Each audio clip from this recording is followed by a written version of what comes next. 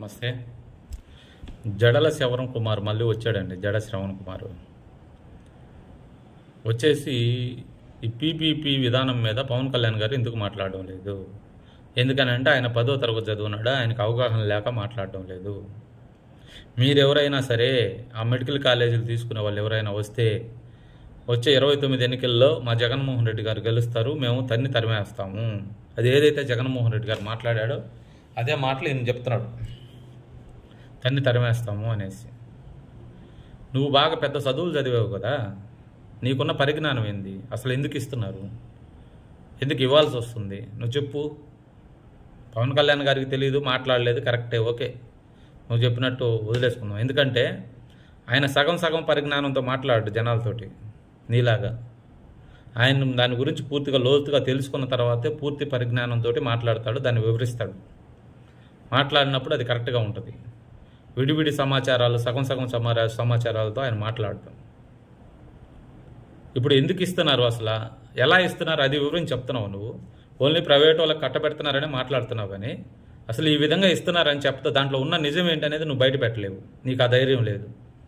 కాకపోతే నువ్వు మాట్లాడేదానికి మ్యాటర్ కావాలి కాబట్టి ఏదో ఒకటి మాట్లాడేస్తావు. నాకు తెలిసింది వాళ్ళు ఇచ్చే విధానం ఏంటి, ఇప్పుడు 17 కాలేజీల్లో 2, 3 కంప్లీట్ అయి ఉన్నాయి, మిగతా అవన్నీ బేస్మెంట్లోనే చెదులు పట్టిపోతూ ఉన్నాయి, చెట్లు ములిచిపోతూ ఉన్నాయి. అవన్నీ కంప్లీట్ చేయాలంటే మన దగ్గర కావాల్సినంత డబ్బు లేదు. వేరే వాళ్ళకి ఇస్తే వాళ్ళకి కనీసం దాన్ని గబగబా కంప్లీట్ చేసేసుకొని వాళ్ళకి టైం పీరియడ్లో వాళ్ళు కంప్లీట్ చేసుకొని దాన్ని కొన్ని సంవత్సరాల పాటు దాన్ని లీజుకి తీసుకుంటారు వాళ్ళు, అంతే. ఆ తర్వాత మళ్ళీ ఆ అగ్రిమెంట్ ఏదైతే అయిపోతుందో, ఆ పీరియడ్ ఏదైతే అయిపోతుందో అది గవర్నమెంట్కి మళ్ళీ హ్యాండ్ ఓవర్ చేస్తారు. లేదు వాళ్ళు సక్రమంగా చేస్తుంటే ఒకవేళ కంటిన్యూషన్ చేస్తారేమో. ఆ విధంగా మన లోకల్గా మెడికల్ సీట్లు వాళ్ళు ఫ్రీగా ఎన్ని ఇవ్వాలి, పేద ప్రజలకు ఎన్ని ఇవ్వాలి, అవన్నీ కండిషన్స్తో ఉంటాయి. ఆడ గుడ్డిగా ఉండవు.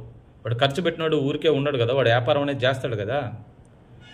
అది ఏ విధంగా చేస్తున్నాడు, ఎంత కండిషన్స్లో చేస్తున్నాడు, గవర్నమెంట్ అసలు ఏ విధంగా ఇస్తుంది, ఆ పేపర్స్ తెచ్చుకొని చదివి చెప్పు. నువ్వు అది చెప్పవు, నువ్వు నీకు వార్త కావాలంతే, ఏదో ఒకటి.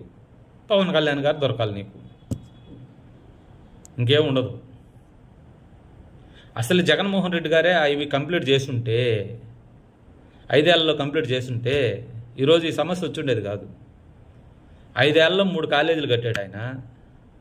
ఇక మిగతా ఎన్ని కాలేజీలు కట్టాలి, ఎన్ని సంవత్సరాలు కట్టాలి ఆ విధంగా?